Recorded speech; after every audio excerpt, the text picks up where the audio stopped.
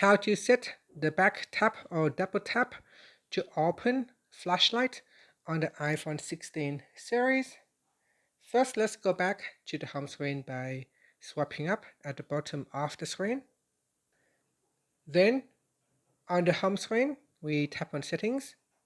Now from the Settings page, we scroll down and then tap on Accessibility.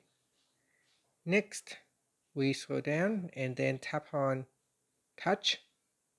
In here, we scroll down and then we tap on Back Tap. From here, you can choose Double Tap or Triple Tap. I'm going to select Double Tap.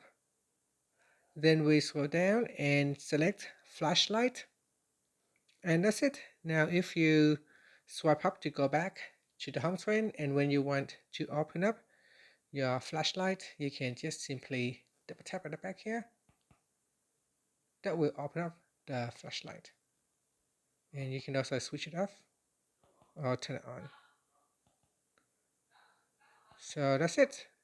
So here I'll double tap again to turn it on.